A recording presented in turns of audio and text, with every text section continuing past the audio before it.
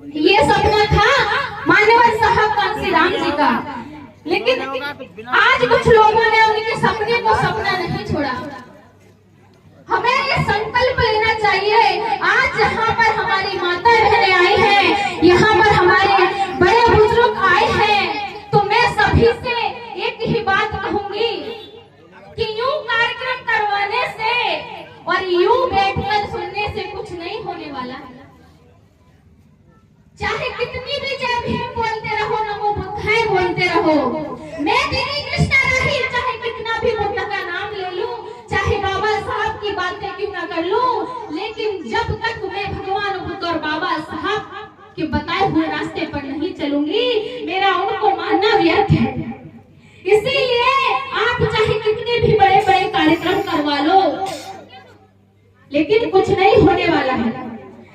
तब तक नहीं होगा जब तक कि महापुरुषों के बताए हुए मार्ग पर नहीं चलेंगे, उन्होंने जो रास्ता बताया है उस पर नहीं चलेंगे, तब तक हमारा कल्याण नहीं हो सकता।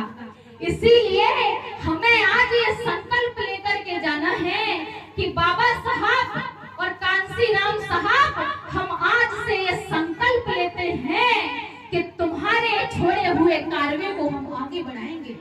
हमें ये संकल्प लेकर के जाना चाहिए। की बात कहना चाहूंगी कि बाबा साहब ने और साहब ने जो मार्ग बताया है, जो रास्ता दिखाया है, हमें उस पर एकजुट होकर के चलना है, अलग अलग होकर के नहीं चलना है। अगर अलग अलग बट जाएंगे तो दुश्मन को फूट डालने की जगह मिल जाएगी।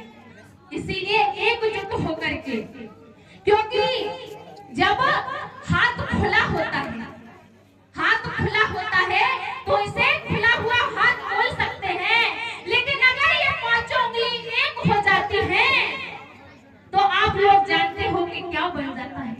इसीलिए हमें एकजुट होने की जरूरत है, अलग अलग भागने की जरूरत नहीं है, और एकजुट होकर के कार्य करना है। मैं माता बहनों से भी कहूंगी, क्योंकि आज आप लोग जो बैठे हो इन्हीं की बदौलत है। आज हम लोग बाबा साहब के बाद आज हम लोग स्वतंत्र बैठे हुए हैं, तो वो किसी और की देन नहीं है, बीएसपी की देन है, मानवर साहब कांसी राम जी की देन है। क्योंकि बाबा साहब तो संविधान बना करके चले गए थे। जब हम लोग यूपी गए, यूपी के अलीगढ़ में गए, तो हम लोगों ने वहां के लोगों से पूछताछ की, तो उन्होंने एक जवाब दिया कि जब बहन कुमारी मायावती की यूपी में सरकार नहीं बनी थी, तो हमारे लोगों को होटल पर बैठ करके खाना खाने का, चाय पीने का भी अधिकार नहीं था। लेकिन जब से बहन कुमारी मायावती जी की यूपी में सरकार बनी है, तब से हम लोग कहीं भी आ जा सकते हैं। ये मत समझना कि बहन जी की सरकार यूपी में बन गई तो काफी है, बहन जी की सरकार यहाँ भी बनना बहुत जरूरी है। आज कुछ ऐसी जगह है जहाँ पर ऊंच नीच का भेदभाव फैला हुआ है, लोग छोटे बड़े के नाम पर बढ़ते जा रहे हैं।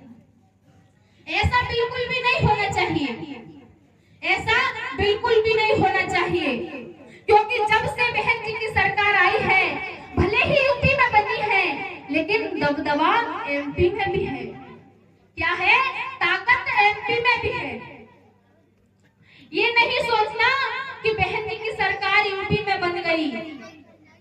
बहन जी की सरकार भले ही यूपी में बनी हो, लेकिन आज जितने भी विरोधी लोग हैं बहन जी से कांपते हैं, बहन जी से कांपते हैं। लेकिन मैं एक बात और कहना चाहूंगी, आज हमारे कुछ बड़े बुजुर्ग, हमारे दादाजी हैं, पिता तो हमारे जो बुजुर्ग हैं वो पता नहीं क्या क्या बात कह देते हैं बहन जी से। कल मैं छत पर ऊपर कपड़े डाल रही थी, छत पर ऊपर कपड़े सुखाने के लिए डाल रही थी, तो एक अंकल थे, गाली दे रहे थे बहन जी से। जब तक मैं गई तब तक निकल चुके थे। मैंने सोचा कभी देखूंगी कार्यक्रम लगेगा तो अंकल जी आएंगे, लेकिन शायद यहाँ पर भी बैठे हो। एक से नहीं, मैं सबसे कह रही हूँ, जो लोग कहते हैं कि क्या कर दिया है मायावती ने, लोग कहते हैं कि मायावती ने क्या कर दिया है, मुझे बताइए। आपके घर पे बेटी तो होगी, ऐसा करिए अपनी बेटी को पूरी जिंदगी कुंवारा रख करके समाज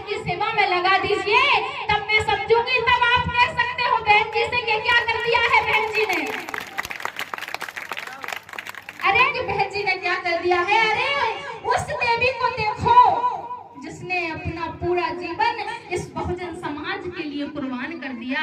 अगर